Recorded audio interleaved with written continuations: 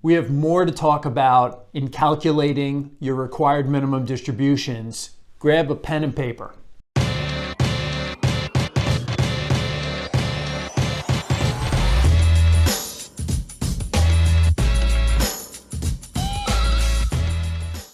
We got a lot of great questions that came back after we put out the video on calculating your RMDs that we wanted to talk about it a little more and walk through an example that might be helpful to folks who have questions about this.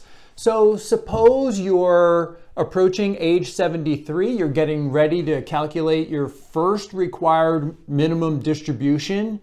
Let's walk through an example of this. So suppose you have a 401k balance that has $250,000 and you've got an IRA that has $75,000 and you've also got another IRA that's got $325,000. Add them up, you've got $650,000 and you need to take your first required minimum distribution at age 73. How is that going to work? Using the table that we referred to in the last video, we're going to take the amount that needs to come out and divide it by the life expectancy on the table. That's, for this example, 26.5. Works out to be just under 4%, 3.77%. So when you do the math, out of your 401k needs to come out $9,433. Out of the bank IRA, we're going to be taking $2,830, about $2,800.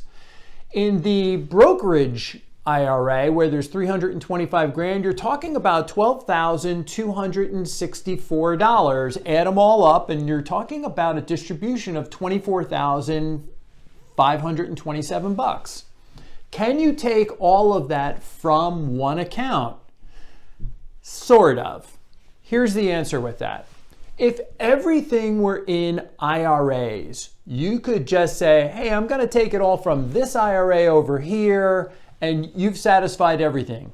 You can combine for that purpose. However, because you have, in this example, you have money in a 401k, you have to take a distribution from the 401k. And the minimum for that account is $9,433. You can combine the other two, the IRAs, and take it out of which either account you want to take it from, or you can take it out of both. That's totally up to you.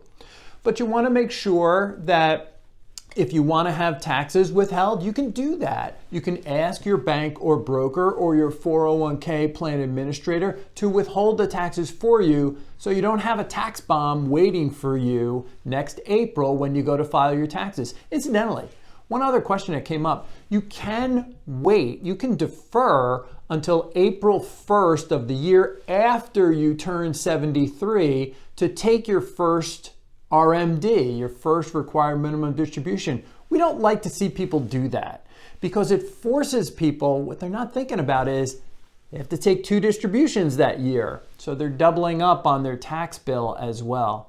There's lots of other examples we can walk through, but we wanted to show you this because this question comes up a lot. If you've got questions about required minimum distributions, just get in touch with us. Be happy to walk you through it. That's the message for episode 357. Thanks for tuning in.